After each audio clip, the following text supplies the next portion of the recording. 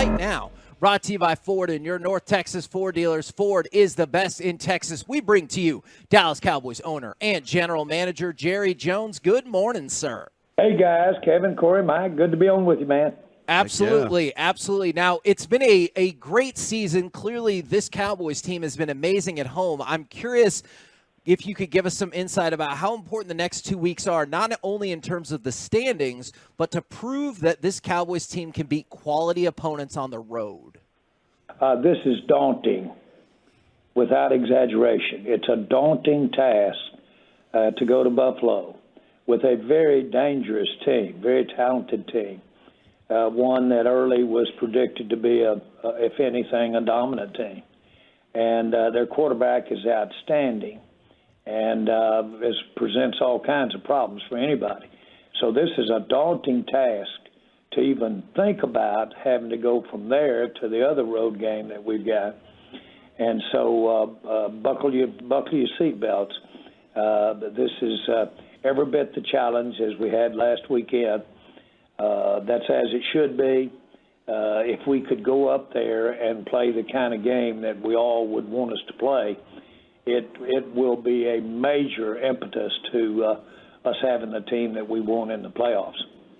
Jerry, you did mention their quarterback, Josh Allen, and we all kind of know what the dude is capable of, and then sometimes he turns the ball over. What do you look at as the thing that stresses your defense the most? Is it his ability to extend plays, just his size, the arm? What do you think of whenever you see Josh Allen? His running ability.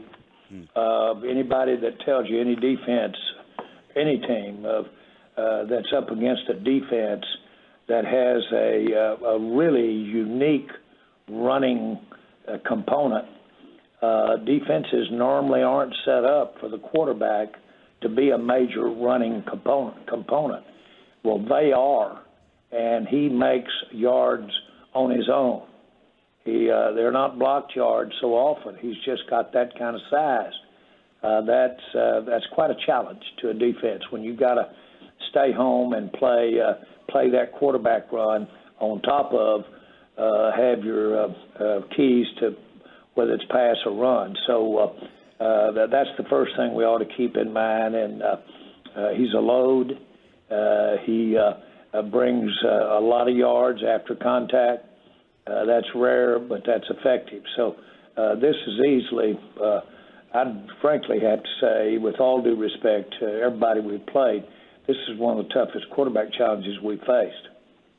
Now, one of the players that has consistently been harassing quarterbacks for the last 3 years, Micah Parsons, and I know we've talked with you in the past about this. I was curious your thoughts about, we've asked you about the lack of penalty calls in his favor, and Micah Parsons this week said, the problem I see with officiating is I think it becomes a lot more ego and than them actually wanting to make these calls. And so this is one of your players saying it's an ego issue with the refs. I know you feel good about the officiating, but what are your thoughts about Micah's comments?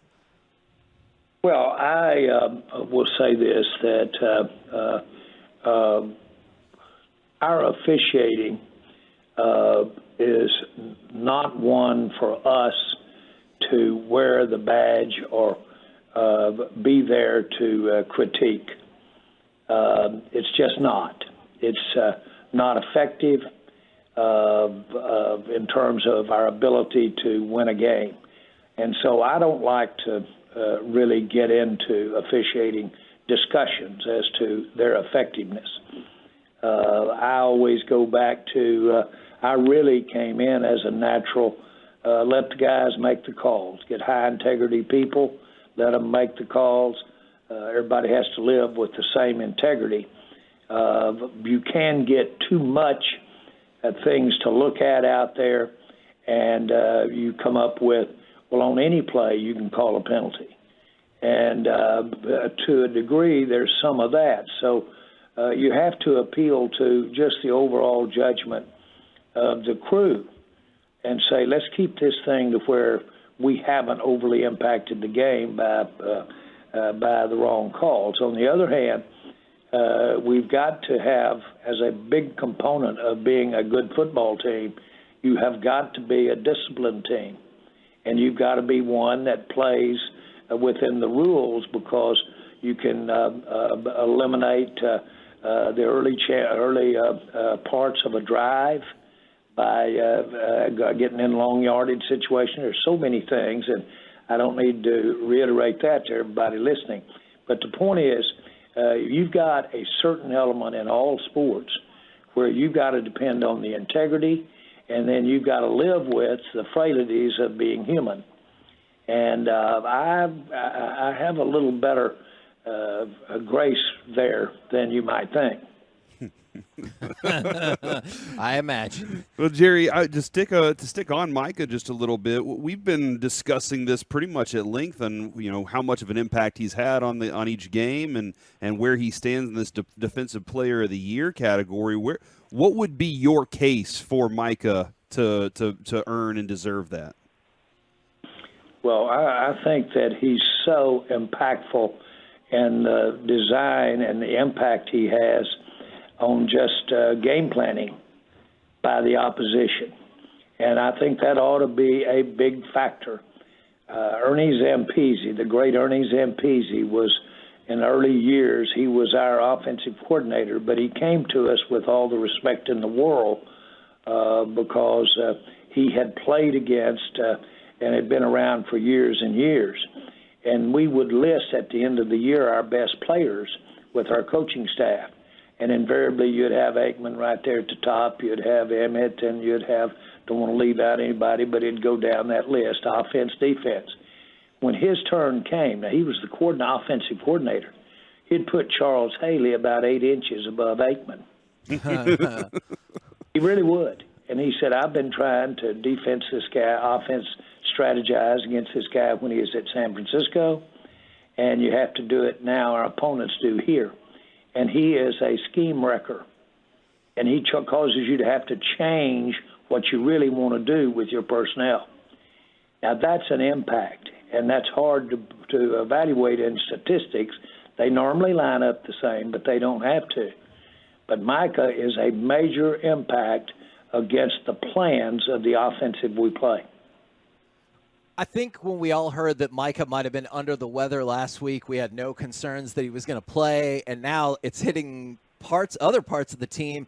Brandon Cooks, Stephon Gilmore, Jalen Tolbert all missed yesterday due to illness. Any concerns that they would possibly miss the game on Sunday? Well, generally speaking, those type symptoms can be overcome at game time. You got to watch heavy fever. But other than that, you can usually come around, hydrate, and you're capable of getting up to the task of playing in that game. You might not could do that practicing. You might not could do that a couple of days before the practicing. That might be counterproductive. But in general, if you can get in there and be prepared and have done the reps to understand who you're going to be playing in front of and how you're going to do that, then you usually don't lose a player because of flu. Now, speaking of practice things, the Cowboys attached photos of Bills defenders to the practice pads this week. I'm curious what you think of that as a motivational and physical tactic, and are there any motivational tactics from your football days that you could share with us? Well, I think that, motivation is relative. Sometimes it's just there, and you know what it means. Now, this team, as I said earlier, this team has got the respect. So they're coming out and hitting us in the nose is not going to slip up on us. We know they're capable of doing that. And we know they're capable of basically at home being really scary. And I use that word, and not liberally, but they're capable of being scary. So motivation is not an issue this week. Jerry, we were literally discussing the other day why. We were asking the question, why has the Super Bowl not been back in the DFW area? And we kind of went through our own thoughts and kind of scrambled that around a little bit, but then you spoke about it. Can you kind of elaborate a little more about, because you said it needed to fit more of what y'all wanted to do. And I was just wondering if you could give me a little more understanding of what would compel you to bring another Super Bowl back to DFW. Well, I want to have another Super Bowl in DFW, and I think it's natural that we would. I also said, our number one selling point, and Roger Staubach helped us make it when we got our first Super Bowl here, and that is, this is football country. Mm-hmm. And that sounds a little corny, or that sounds a little too broad, but it's really not. We're at the center of the greatest game at its level of high school, at its level of interest at that level, at its collegiate level. And this North Texas area is got the finest atmosphere about football there is in this country. And they've got more people that have that kind of interest in it in this country. It's an ideal place to have a Super Bowl to promote football and promote the NFL. And to a big degree, that's what we're trying to do with the Super Bowl. The viewing of it, the national, international viewing of it, anybody will tell you our stadium is absolutely state of the art and is today at the top of any list as far as television being able to work and present the game. And the fact that we don't have to worry about the elements here is a big part of the game. Now, what about anything else that you might want to talk about? It would be, okay, what about the aura of the part of the country that it's in? Well, frankly, our governor said it the best when he was talking to the people of FIFA, of soccer, that if you want to show the world what it's for young people, how and where they ought to think, and vibrant future and positive future and growth and opportunity, if you want to show the world, don't do it on the coast. Show it right in Dallas, Texas, right in the center of the country. This is America. This is America. And so I thought the governor said that well when he was talking to them. I say that to everybody regarding having a Super Bowl here. We ought to have one. Our system's different than it used to be, and it's really not a beauty contest. It has a lot of technical negotiation. The NFL has gotten very, very proud of that Super Bowl. And so they really extract a lot from a club or a city, a lot. And it's just not all financial. It could be future games that they might want to play overseas. So there's a lot of involved in the trade. It hadn't fit for us, but it will fit at a point in time. Do you think the NFL is in danger at all of making the Super Bowl then not worthwhile for these host cities, or the host teams, I guess I should say? No, that's not in the NFL. And by the way, I'm a big part of the NFL. So, no, that's not in anybody's best interest. But it is a noted thing that you can, it bites. You can feel a twinge now when you do end up with a Super Bowl. And that's not just financial. And you also stated in the last couple of days, and for anybody who missed it, I was hoping you could spread the word or elaborate just a little bit, is if y'all are not inclined to want to give up a home game, and please tell me if that is correct or incorrect for international purposes, but if you do, you'd much rather play it in Mexico as opposed to now that the NFL is expanding out to Brazil. Well, Mexico's our natural foreign relationship. And I'm reluctant to call it foreign, but it is. And, when I bought the Cowboys before internet and before the technology we have today, we were doing 10,000 Cowboy weekly newspapers a week into Monterrey, Mexico. 10,000 a week. Wow. That went down there. We've had our own radio broadcast, separate Hispanic broadcast, that was going on for as many as 15 years before I got involved with the Cowboys. Wow. Our affinity, every time we touch the country of Mexico, we endear interest and endear all of the great Mexican lineage that is representative of the United States.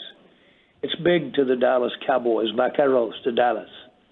It's very big to us to have our second step be in our Mexican fan base, both nationally and internationally. So that's where I'm coming from. Jerry, you drafted Mazy Smith in the first round this year. How much has he improved from the start of the year to now have to fill in for Hankins until he's healthy?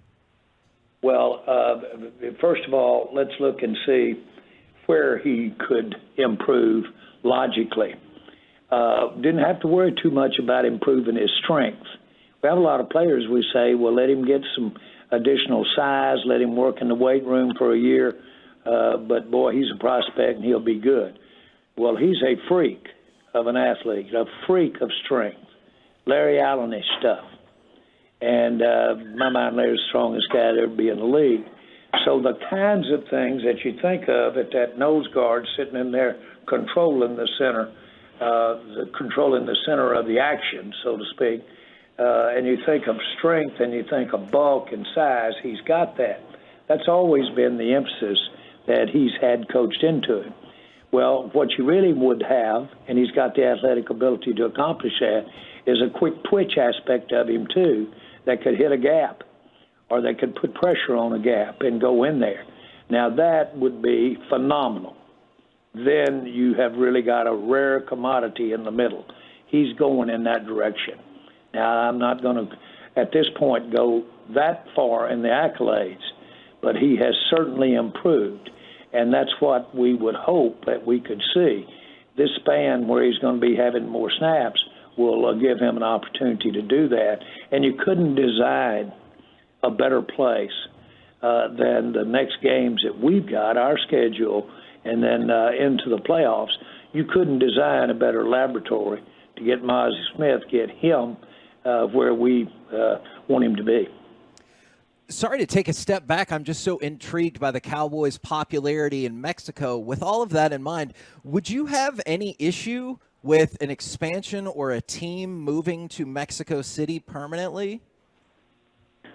Well, I don't want to get into expansion because that's just really convoluted. But I will say this, that its proximity and to us, and us being the United States, and its affinity for football, for American football, is really a big deal. The reason that I have fights, not the reason I'm a fight fan, I've always been a fight fan.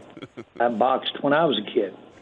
And so my point is, I've always had an affinity for boxing, but the main reason that we have the boxing matches and that we have the shows that we put on with the Cowboys and with AT&T Stadium is the affinity that our Mexican fan base has for boxing. It's stronger, I think, than even soccer, and that's a pretty big statement, and that's an opinion. But still, it is big. It's bigger than any other country for boxing.